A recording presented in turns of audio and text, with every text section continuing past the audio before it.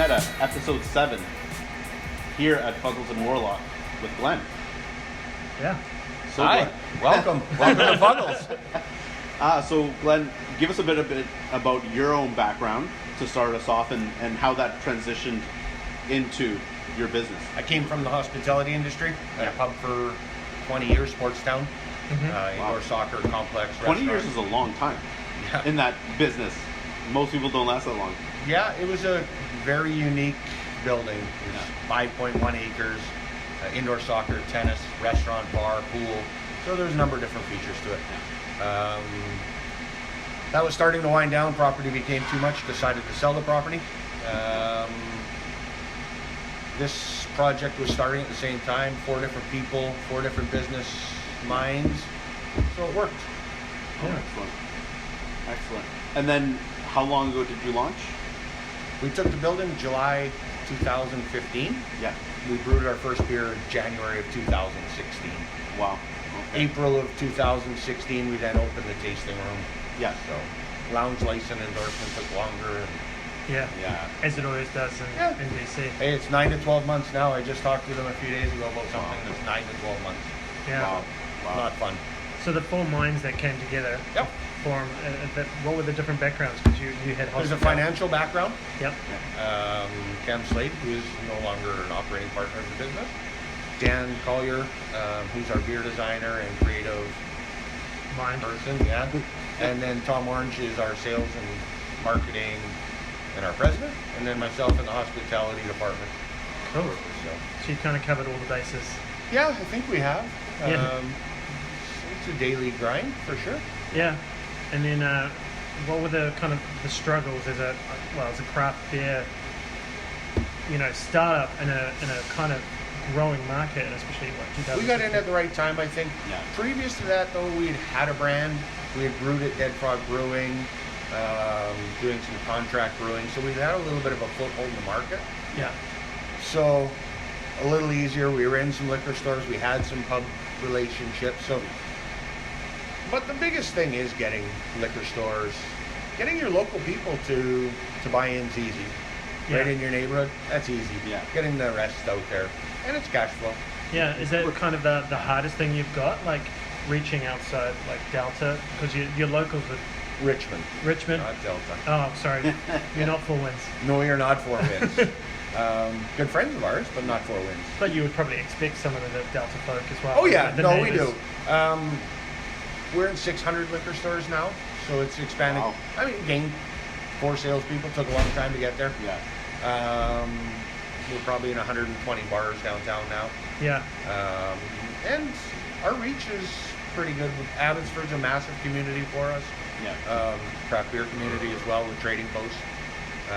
Chilliwack's growing leaps and bounds. So new Yeah. brewery going in Hope. Wow. Yeah. And so, like, have you found that you've kind of filled a niche, or you're kind of, Well, our motto is keeping beer weird. Yeah. We don't brew to a standard for sure. We don't win a whole ton of judged awards in competition. We have won Canadian Beer Awards and BC Beer Awards, but ours is about our following and People's Choice Awards and Festival Awards. yeah. We win a fair number of those. Our beer's a little different. You can see our artwork's a little different. Yeah. So we do have a niche market. It's more of the geek culture. Yeah. How did you guys tap into that? Like, where did that come from? Like that creative kind of, we're gonna keep beer weird, and how do you stay tapped into that? Because it's, like launching with the idea of like we're gonna do this is one thing, but keeping it there is very difficult. We had 2, Dan Collier, who's Fuggles, Yeah. Tony Iacci, who's Warlock. Yeah. We're home brewers together. They made a couple of different casks, went down to a couple of beer festivals in the U.S. and actually won them in Washington State. Okay. The one they took first was the Strawberry Wit in a cask, which today is still, if you bring a Strawberry Wit cask with anything in it, it's gone. Yeah. So then they just started to play with fruits, and our sours are off the chart. Yeah. That's sort of what we're becoming known for, is our sours. So it's always changing. Our new guava sour, we had never done a guava. Yeah. It's been an absolute hit. Yeah, it's all about trying to be one step ahead. Absolutely. So now that you're getting more into sours, I mean, obviously that presents some challenges in the sense that you got to keep things separate, and I know there's like cross contamination. You do know your stuff. So that's about all I know about sours. Outside of that, they're delicious. They take up 2 tanks as well because you have to reboil, so it's more of a process. Yeah. We use, as I say, real fruits, so we do get a little bit more loss than some of a regular brew. Yeah. It's very tough on your yeast. You're always trying to find a yeast that you can use in-house, but when you're doing as many sours, it burns out yeast pretty quick. Yeah. Right. Because you reuse yeast until it gets to a point where it's You try to, it's dead, they call it dead, but you try to propagate it as much as you can, but it just, there's a lifespan for sure. Interesting. So going back to what I love, and it's the brand as such. Yep. So the Creative Mind is very kind of vast and wide, covers quite a large range of the geek culture. Is that kind of representative of the kind of Creative Mind, or is it kind of a little bit of like you've added to it? Yeah, we add to it all the time. Yeah. I don't think it ever changes. Your reach gets bigger, so that geek culture gets bigger. The reach becomes more. It's about the brand. You mentioned brand right now. We're going through a complete new rebrand. Oh wow! Oh, that's awesome. The new logos. Actually, a lot of the stuff is on order now. Okay. It's about a 6-month process. Yeah. We used a company called Wi-Fi Development. Okay. They did a very good job. We've got a whole brand manual now, so you won't. More corporate is what it comes down to at the end of the day. Still fun, still following our geek culture, but Yeah, well, it kind of, when we're talking to other breweries around this kind of stuff, there's 2 major factors. There's brand to kind of grab people and on shelf and try the beer, and then the second half is beer quality and how you can keep them drinking your beer. And you've kind of got that saturation with the great beer and people going back to the strawberry wit, all the sour ranges. But I guess a new brand refresh is about attracting a wider audience? No, I think it's more about keeping us on a path, on a line where we need to go, instead of what's the next big shiny thing. Yeah. There's got to be some structure. We're growing very fast, so you got to keep your policies and your procedure. I mean, we've tripled our capacity in 2.5 years. Wow. We started with 6 tanks, we're at 12, and they're much larger than what they first were.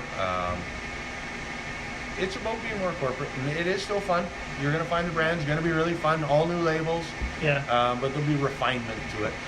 Yeah. So that's the big change in the brand for sure. And I guess consistency, I guess, with those rules kind of build. Exactly. There's a brand manual that says label A has to look the same as label B. You'll see if you get ours on a shelf, we did try to simulate them by having the Fuggles Warlock at the top. But it didn't bring out what the brand really was. So now we've changed the label. It's a vertical label. It's going to tons of wood grain in it. It's a very classy label.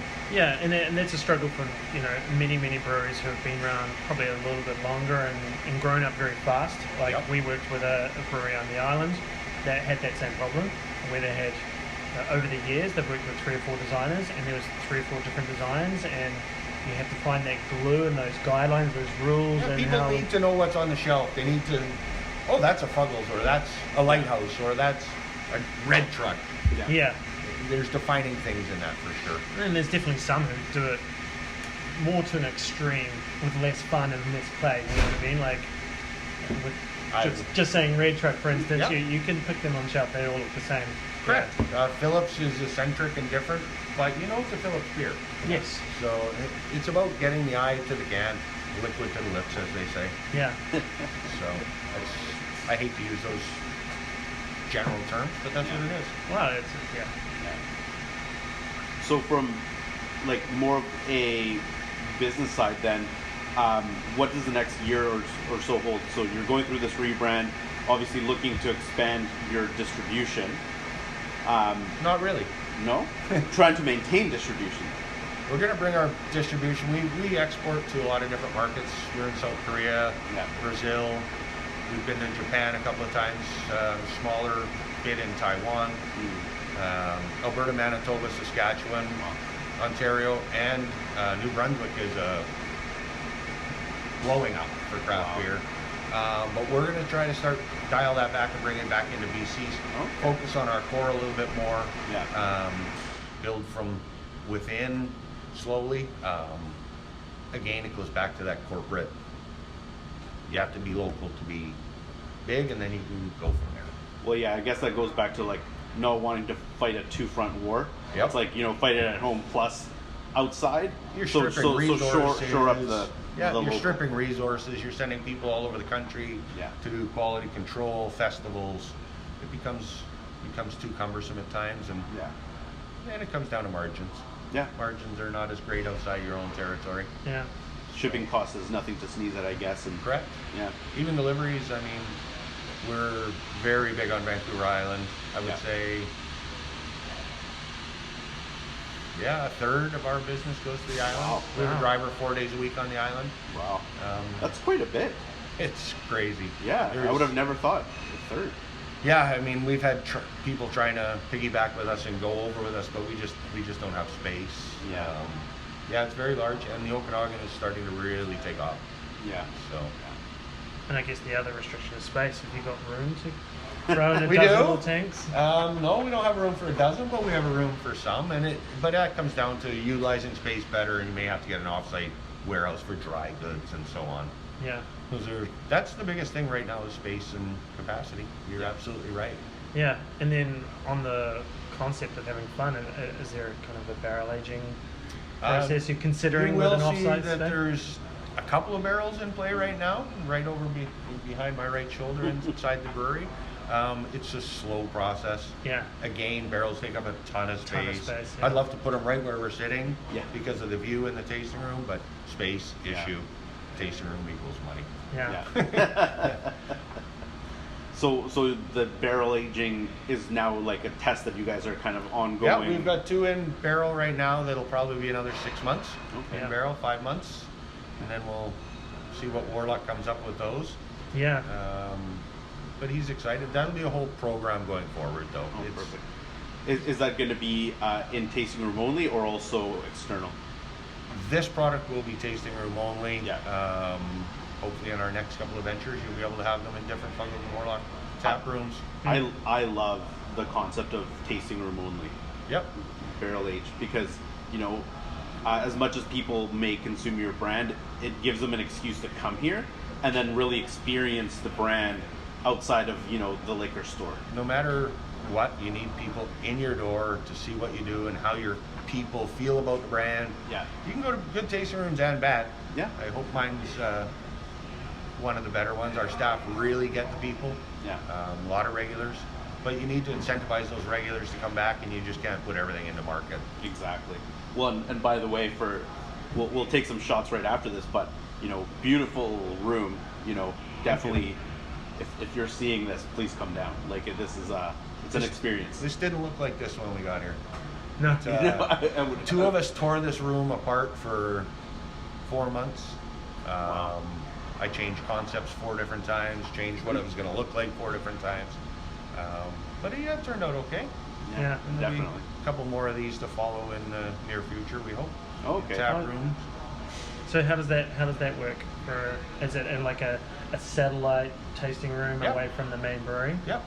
You're allowed 3 as a manufacturing facility. You're allowed to have 3 tide houses, is what they're called. We're looking at some opportunities to see where those might be, but growing from core of Richmond out. So we've got the first one within a little bit of reach of Richmond, but not in downtown. Too saturated. You'll be knocking on your neighbors' doors down in Steveston at Britannia.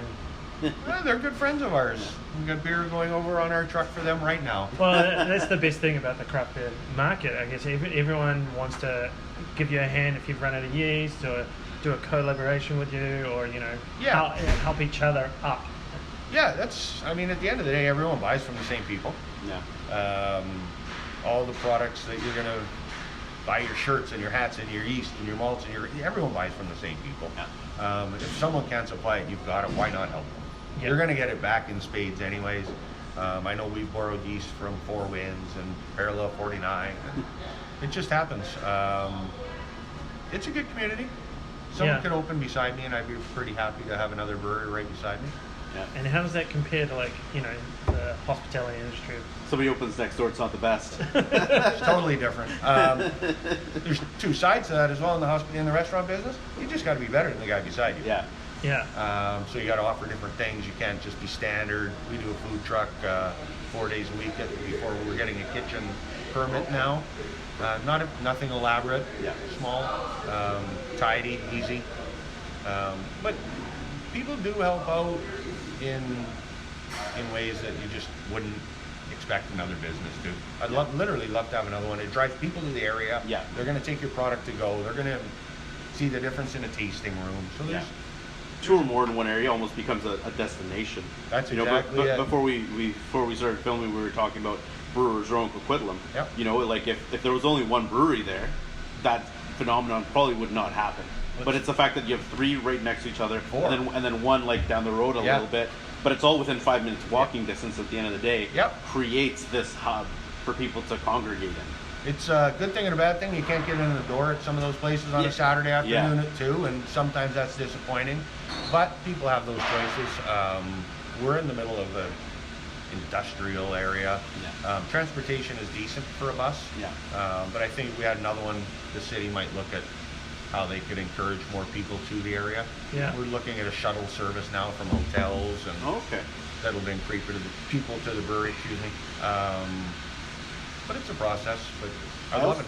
I also think that cities really like breweries, especially when you compare them to, say, like a pub or like that kind of feel, because I mean there's less issues with a business like this in terms of like late night, you know, problems. The type of clientele is a lot calmer. It is. I had a pub for 20 years, as I say. I fretted between 11 and 1 a.m. We actually stay open late on the weekends here. We're Thursday, Friday, Saturday until midnight. Okay. But it's a totally different vibe. Yeah. Totally different atmosphere. We have wine, we have cider. We'll never do any hard liquor. Yeah. I don't even do it for events.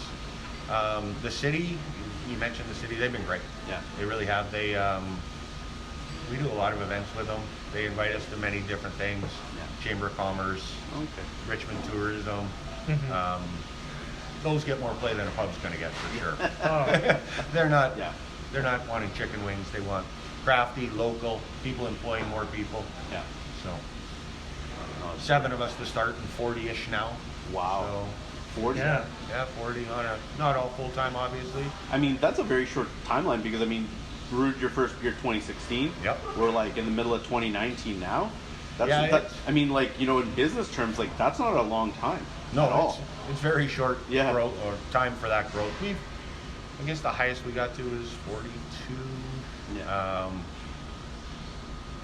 Yeah. It's tough to manage at times, but last summer we were full blast, 2 full-time shifts per day. Wow. We're getting there again right now, Yeah. so it's probably time to ramp up again. That's our busy season this summer, so. Yeah. So what's your seasonality then, that being said? Like, summer, obviously, Everyone much higher. ramps up no matter what, unless you're failing. You're ramping up May 1st, maybe April 15th, right till middle of September. Right. And then it'll dip. Yeah. People go back to school, and then middle of November, Christmas comes, and it's full on again till January. And then people say that they're not going to drink, and then they give up after 10 days. Yep. So there's like I like those people that give up. Yeah. I like the people that try. Yeah. But it's too delicious. They can't stay away. I hope that's the case. So basically, you see those 2 dips. I mean, outside of that, I mean, because you guys have been growing constantly, even those dips, like, they're kind of needed to recharge and like reflect, staff because needs a break. Yeah. Everyone needs a break. I mean, we push into the tasting room. We try really hard at getting people in the tasting room. Yeah. So we're doing constantly events and parties and corporate events. So it does task people. Yeah. And these guys work hard in the back. It's not air conditioned, and it's, I assume it can't be. Well, I guess it can, but I'm not paying for it. Plus, we have the open windows into the brewery. We'd have to close all of those off. There's just so many factors to it. Right. We treat them well. They can go for breaks. Yeah. there's worse things than working in a brewery, I think. There are some benefits for sure. There are. Some drinking benefits. Yeah, they may Off shift. take. Oh, shit. Yes, we take care of them. Yeah. So for upcoming collaborations and or new releases, what do you guys have coming in the next maybe 3 months that you can disclose? Yeah. We have 2 new beers coming. One is a Saison. I won't tell you anything about that. So that is a month away. And then we have a new sour as well. That'll be a collaboration. I believe we're going to do it with Britannia again. Okay. So if you can read between those lines, we've done one in the past with them. There may be something along the same lines. Yeah. So, and then we've got in the fall, we've got all our regular coming out, our dark side for it's a Russian Imperial Stout. We have our wet hop coming in September. So are you constantly evolving the kind of the seasonals and looking to change them up, or have you got a select bunch of beers? We have a now? core now that I don't think will change from. Started with strawberry. Destiny IPA is our flagship IPA. Yeah. It's what I drink daily. Our Pixel Pilsner, a little hoppier Pilsner than some. We brought Kiwami, the plum sour, into it's our #1 on SKU. It goes crazy. Wow. Gin Lime Pilsner we introduced last summer, fall, and that's going very well. And then we introduced 2 4-pack 473 cans. A Life Force IPA and a Fusion, Life Force Pale Ale and a Fusion IPA. So those are what our core is. I don't know if those last 2 will stay in the core. Right. Yeah. The 473 fat is a fat, I believe. You believe it's a fat? Yeah. Doesn't work for us as well. Yeah. Number of different factors, I guess, but we tried it to place yourself between 2 particular beers. What we tried to do. Yeah. We still sell a lot of them, but it adds pressures in the back. You're changing canning machines and so on. So you've got your own canning line? We do. Okay. Yeah, well, that's a big investment. Yeah. We started that way. I mean, we had a vision where you wanted to go. Yeah, you reference there's Mile 37 and a number of different West Coast canning that does off-site stuff. So we have used them. When you're bringing out cans and you want to move volume, it's more expensive, but I guess those guys are there to more support the startups who aren't at your stage. Correct. The smaller ones for sure, and there's lots of them, right? I mean, you look at what Domes has done. Domes Brewery was basically in the size of the room they're in, and they grew up out of the space, and now they're a craft collective and doing great. But they started the wrap cans because, I mean, they had no facility. Yeah. Right. So we're a little bigger. We're 12,500 square feet. Sizable. Yeah. So there is some room. We started with a Maheen bottling machine and a cask canning line. So. Great place to start. Yeah, and now Maheen's been bought out by a bigger company, which is great, so the support's much better. So that's our bottling. Yeah. And we're moving away from bottling as much as a lot of the companies are from bombers. We'll keep our sours and our IPA series all in bombers, but moving away from that into cans. Is that just because of the market change, or is there different margins made between cans and bottles, or? There is different margins, and actually bombers have better margin than cans. Oh. Talk about bombers. Bomber margin. There we go. Yeah. Bomber versus can, and there's a can. There we go. So there's 3 of our core lineup. Yep. The Gin Lime Pilsner, Pixel Pilsner, and the Kiwami Plum Sour.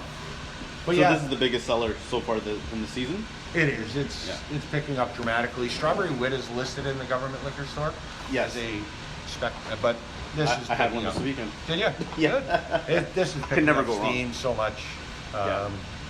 Quite tart, really good plum. Yeah. I always say the first 2 are going to shock you, and the third one's all plums. So this is part of a mixed pack? No, we don't do a mixed pack. We've applied for a mixed pack. Yeah. There's certain buying seasons for the government that they take certain times in. So that's the BC liquor is a very important part of the business, you would say? Yeah, if we had a couple more SKUs, it would make our lives a lot easier. They're tough to get. There's a process. Yeah. Strawberry was accepted quite quickly. We've applied to have both of these on full-time listings. just totally different beer. This is made with unruly gin from Wayward Distillation Company in Courtney. Cool. So it's real gin, honey-based, 100% honey-based gin. So it's a different product. It's almost like a ready-to-drink product as opposed to a beer. Yeah. But we were talking about bombers versus cans. Bomber has a better margin, less shelf space in stores now. People want volume. So they want the 6-pack. They want the They do. The yeah. beer geek, the person that's looking for something different from a brewery at all times, they'll still go a bomber and try bombers, but they're less frequent for sure. Well, I know for myself, when I'm buying beer, like when I want to try something different, I want the bombers because it's a lot less volume than the 6-pack, right? Yep. So it's like I can pick up like 4 bombers instead of like a 6-pack and a half or whatever it is. Yep. Right? And it's like I prefer that variety. Like, you know, like if I want like a sessional beer or whatever it is, it's like that's few and far apart compared to trying as much as I possibly can. Right? Yeah, the spectrum is larger in bombers for sure, because you do get to have one-offs. And if you share them, that's the way. Exactly. If restaurants had them, they should do them as a shared. Hey, you're having an appetizer, you should try this beer Exactly. with that and see how that You can works. split it 3-4 ways or whatever it is. Exactly. Absolutely. Well, it's probably only 100 mils short of a bottle of wine. It is. Yeah. It's $6.50, Yeah. right?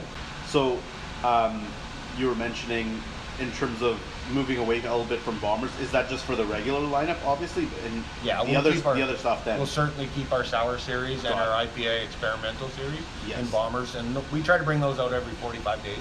Perfect. So there's always something revolving in a bomber. Yeah. Shelf space is critical, so if you don't have something rotating through, so we always have our strawberry, our destiny, and then a couple of bombers on the go. Because shelf space is very difficult to get and to keep is... Well, There's certain volume that you need to hit in order to stay on shelf. Yeah, they need to see that your product's selling, for sure. Another reason for the 473 is they break them apart and put them in singles. So your volume is a lot less sales. Right. There's 4 selling units in a 24-pack, and there's 24 selling units in a broken down 473 format. Right, and you were speaking about the beer nerds who kind of want to try variety because there's so much variety. Yep. And I'm exactly that guy. Yeah. So I kind of look at a 4-pack and I squint at it because I don't really want 4 of a beer that I've never tried. know. So you're the problem. I'm the target market. It's the best way to get someone to try 5 different beers. Well, the fun thing is I've just been to Australia and their process is 4-packs. Yep. But in every liquor store you can break one off and buy it as a single. And then that becomes a group of 3 singles basically left. And then so you can buy the 4 that you want, that you love, or you can try a single. And it's a unique way of selling, but I'm not too sure how that would happen. They actually do break them apart in the private liquor stores here, Right. not in the government. Yeah.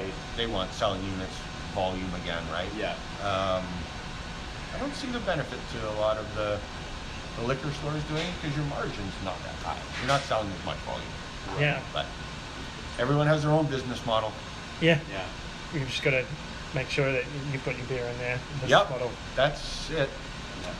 So speaking of, like, the industry has obviously gotten, like, you guys started early, but, I think in the last, like, 2 years, the volume of new craft breweries is, I can't count anymore. If you asked me to do this now, I would say no way. Yeah, I Right? agree. There's just, Yeah. and all the people that are opening, I wish them all the luck in the world. Yeah. It comes down to having great beer, and I hope they can all make great beer. But there's going to be a saturation market. There always is in every business. Yeah. There's good and bad, and it's going to fluctuate. And you're starting to see it. There's a couple of breweries that are not in trouble, but They're not getting the volume that they need. yeah, it's tough to sustain 42 people in employment if you're not selling a ton of beer, Yeah. right? Even if you're 10 people, that might be harder because you don't have a way into some of these places because you don't have the volume. Yeah. Right? Yeah. And they don't know who you are. So it's a tough market. Yeah. There's areas that are going about it right. I mean, having said that, I'd open a brewery where there wasn't a brewery, if there was enough demographic for it. Yeah. But I wouldn't, down here would be very difficult now. Yeah. Well, I mean, I think that an important thing to note is that craft breweries are taking a bite out of like the major producers, right? Like the Molsons and like Yeah. all of that. But the thing is that there comes a point where that caps out, and then every additional brewery is now fighting for the same piece of the pie. That's because right. because there's people that drink Budweiser that, guess what, you're never going to convert them to not drink Budweiser, and they'll they'll leave if they walk into a pub and it's like, do you have Budweiser? No, they'll actually leave the pub because you don't have like that one beer that's their go-to. And but that's why those they're guys aren't going huge. to change. Yeah. No, and that's why they're huge. Yeah. Their marketing spend is Unbelievable. Phenomenal. yeah. I mean, they want to put on a party. I do it for $2,000. They do it for $200,000. Right. It's a little bit different. But I guess, the point is that there's this circle of like, there's the beer market, there's the craft beer market that's Yep. inside of that market. Every additional brewery is now fighting for the same Yeah. pair of lips, right? Yeah. So the issue that it eventually becomes is that either you have to compete on taste, like in terms of the quality, but also from the shelving perspective, getting people to even pick up your product is now harder than it has ever been. And next month, when One 3 more more brewery, breweries, yeah. it becomes even harder. And if you only have one SKU, that SKU gets lost. Yeah. Right. That's why tasting rooms are very valuable. Yeah. That's why they should be the heartbeat of your business. Yeah. Yeah. You need people in the tasting room to try all of your beers because all your beers just don't make it to shelf. Yeah. I mean, lucky most of ours do. Yeah. But that said, that's But- because you guys have like a track record. Correct, And yeah. because you also, like, in terms of like a timing perspective, your timing couldn't have been better. We were just at the right time. Exactly. There was an influx of breweries at the time, but it hadn't hit a peak, and now it's. Well, I think at there's those 177 breweries now in the province. Wow. Well, Yeah. at the point that you guys launched, like, that's when the craft breweries were taking a piece out of the bigger Yeah. incumbents, Yeah. per se. But now, and that was great because it's like you saw all these breweries launch, and it was like, the Molsons of the world were getting, they were getting worried. Yep. But now it's stopped. Like, really, like, the market share isn't increasing that much No, more you're right. versus the number of people entering the craft. Yeah, the no, craft beer you're market. absolutely right. I mean, you'll start to see some of the big guys buy some of the Yeah. bigger.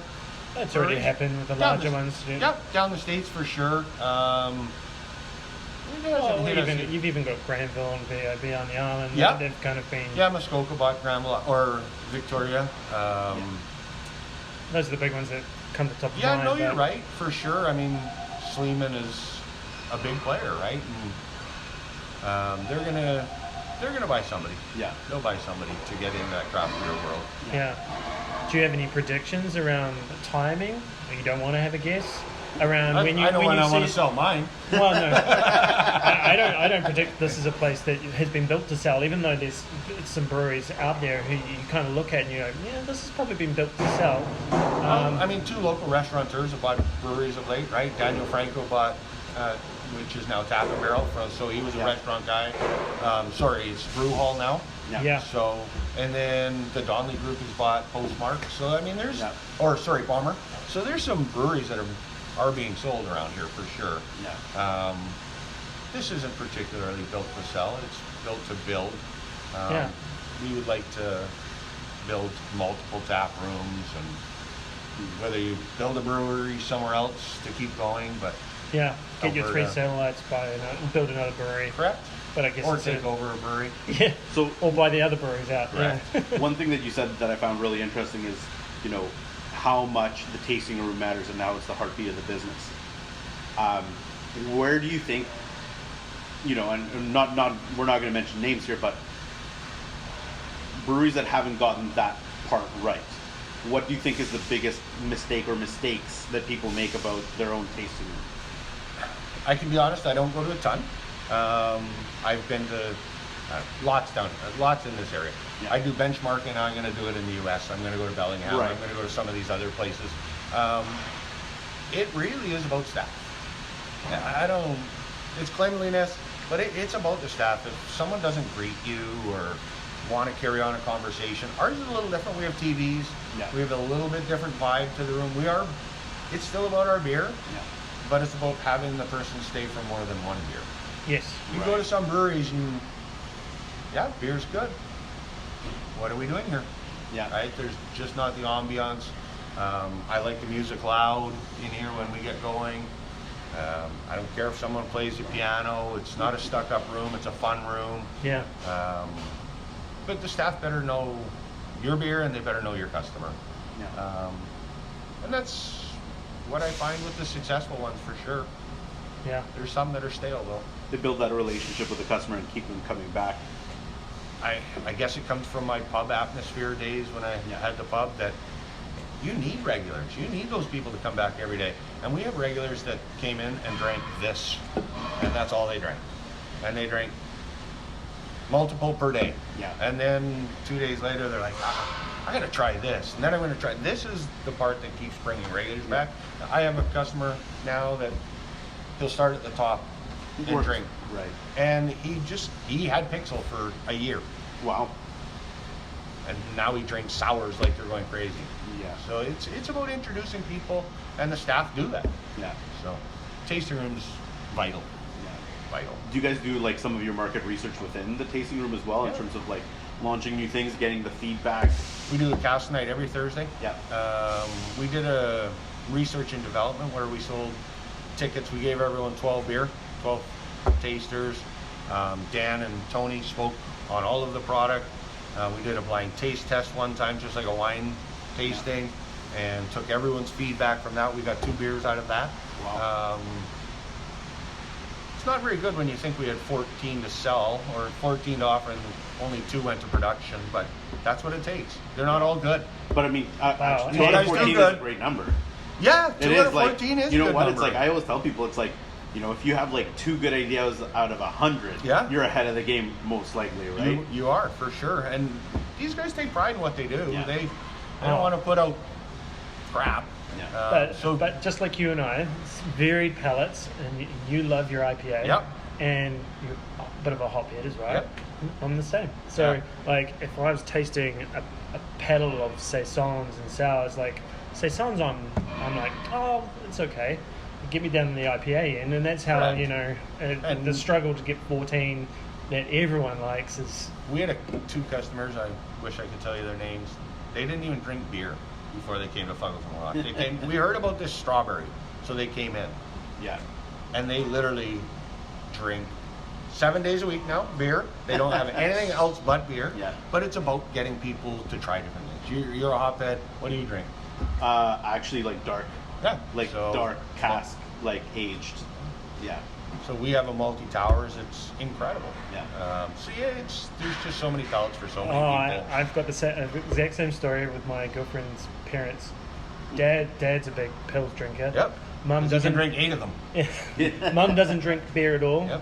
She's discovered sours, and now she's moved outside of sours into all the rest of the beers. Yeah. So, and now she's they're retired destination brewery hunters, Cool. traveling around Oregon, all through BC, trying to find the next brewery wherever they're staying. That's awesome. And it's kind of the ideal target market, I And guess. well, they've got cash, Yeah. they've got time, Yeah.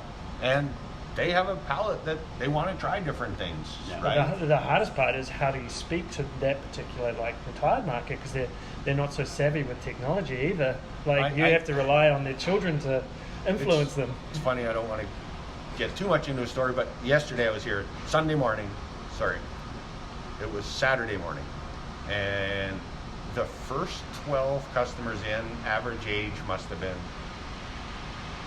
60 to 65. 12 in a row. I'm Yeah. sitting here going, what has just happened? And I'm like, did we open a folks home? And every one of them had a flight. Yeah. None of them had a sleep. 12 flights, and we call them racks, but they all had different beer. They Yeah. were 65, 70, Wow. 75-year-old people. Yeah. Just, that's where craft is going. Yeah. It's just evolving, and that's why it maybe not taking as much market share now, but Yeah. it's still growing. Incrementally, it's still growing. Yeah. Yeah. Yeah. I definitely do think it's going to keep growing as well. It's just that the number of entrants versus that growth is the Wait. issue at hand. Very high. Right? Yep. But, you know, one thing that I find really interesting is like that older demographic. It's like when you go to, you know, a pub versus, say, like a tasting room, age demographic, usually a bit older in the tasting room, which I like. Because it has people, that, you know, there's 19-year-olds all the way to 65. Yep. It's just a really nice ambiance. But one thing that we found like really interesting in our travels in terms of tasting rooms is that Facebook, for some, like, it works fantastic because like everyone's on it. The younger demographic less so today, but the older demographic, they're on there and they look at everything. Yeah, it's Instagram for young people. Yeah.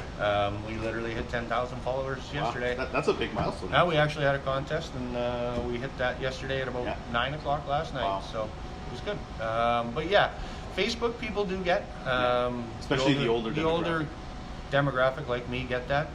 Twitter is still a player. Yeah. But Instagram's huge. It's like the number one platform right now in the world. I have kids, and sure. They follow me on this and or on follow Fuggles, but yeah, they're all over it. But the older demographic, you can switch them to beer easier. You really interesting. Can. Yeah, you can tell any woman that drinks wine. Yeah, try that. Yeah, right. Oh, you like gin and tonic? Right. I'm not saying every company has this ability. Yeah. But using fruit in all of our sours, right? It's just different. Why do you think that it's easier to switch somebody that's older than younger? I don't know if it's easier. They try more. Once more open-minded. Yeah, more open-minded is what it really comes down to, especially in the female side of things. The male, they know what they want. Then that guy's going to come in. He's going to have his pixel, and she's going to try a rack of strawberry, gin, and they're just more open-minded. Interesting. Yeah. They probably had more beer as well. They probably have a different palate for sure, yeah. And well, yeah, the father-in-law is lager pills, and slowly we've evolved them into enjoying a little bit more. Yeah, give them a light IPA. Yeah, or a pale ale of sorts. Yeah. Good. A gateway beer. Yep. Yeah, I think that's like the coolest part about the craft beer industry is that it does work like a gateway. Like, there's something for everybody to get into it. Whether it's like, something like the strawberry or the gin and lime, it's something where like people are like, oh, what is that? I'm kind of interested, and then they like start there, and then they start branching out. Yeah, and I bet you most of those people start with a blonde or a Kolsch or a Pilsner. Lots of breweries are starting to make lagers now, which is everyone can make a lager. Yeah. It takes a lot of time though. It does, but if that's your volume, if you are in that market, you better be a volume play, and it's not a market that we've ever wanted to play in. It's 30 something days in tank or 30 days in tank. I can put out a sour in 22 days. Yeah. I can put out a strawberry wit in 24 days. Well, especially at this time of year when you're moving through all your tanks, you need as much space as possible. Yeah, it's very true. Very true. All right, we should. Anything we haven't covered that you wanted to cover or touch on, or that's our new logo. I didn't even notice it was there. It's on the glass. Yep. Interesting. So it's a bat skeleton. Oh. Yeah, it's on the Axe Throwing one as well. Literally just put those up the last couple of days. So, and it's a fire and a hop. You see Tony? Yeah. So we've taken that down and made it more hop-like on our, and we're going to introduce an icon. On every one of our beer. It's not out here. Shouldn't be. But yeah, that is the start of it. So do you want that on tape, or do we When wait? is this launching? Well, it'll be more than a month. Yeah, that's okay. So that's but it'll be on hats and T-shirts and everything first. Okay, perfect. So brand launch in here will be our big party. Yeah, October 1. October 1. But you were going to reveal and so when we just started teasing that actually on Instagram a few days ago. That there's a corner of the. You saw it, yeah. So it's slowly coming. It's our hats are now launching. Yeah. So one thing at a time. Our glassware will be here next, or hopefully this week. But so it's coming. I don't mind you launching it. Cool. Well, we'll wait for something more on Instagram. Yeah, exactly. And then we'll know to press go on our. Perfect. Awesome. Well, thank you so much for having us at your beautiful tasting room. This is awesome. Definitely going to be back here. Our pleasure. Hope you enjoyed Fuggles and Warlock. All right. Thanks, guys. Thank you. Appreciate it a lot. There you go.